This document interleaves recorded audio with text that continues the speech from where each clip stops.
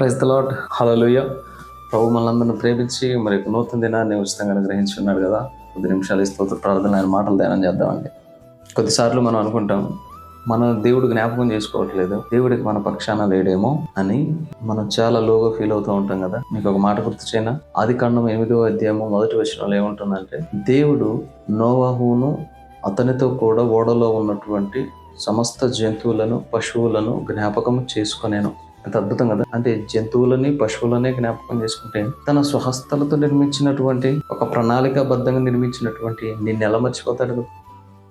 మర్చిపోవడం అసాధ్యం కదా. ఎవరి దగ్గర సహాయం పొందుకుంటే, ఎవరి దగ్గర అయినా కొంత మేలు పొందుకుని ఉంటేనే చాలా జ్ఞాపకం చేసుకుని బ్రతుకుతాం కదా. మరి అలాంటిది దేవుడు జ్ఞాపకం చేసుకోడండి. దేవుడు ఒక్కసారి జ్ఞాపకం చేసుకుంటే 400 సంవత్సరాల నుంచి బానిసత్వంలో మగ్గిపోయినటువంటి ఇశ్రాయేలీయుల్ని వెనక్కి తీసుకొచ్చారు.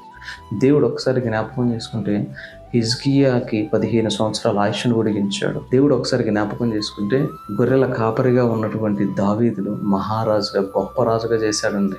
ఇవన్నీ మనకు తెలిసినాయి కదా. మరి ఎందుకు కొన్నిసార్లు అంతలోగా అంత ఒంటరిగా ఫీల్ అయిపోతున్నాం? సామెతల 10వ వచనంలో చెప్పబడినట్టుగా నీతిమంతుని జ్ఞాపకం చేసుకొనుట ఆశీర్వాదకరమగును. నీతిగా బ్రతకకుండా ఇష్టానుసారంగా బ్రతికి ఆయన జ్ఞాపకం చేసుకోవట్లేదని బాధపడి ఎలాంటి ప్రయోజనం లేదు. కాబట్టి నీతిమంతులుగా బ్రతుకుదాం, ఆయన కృపలో వాడబడదాం, నడుద్దాం. అటు కృప దేవుడు మనందరికీ దయచేయగాక. ఆమేన్.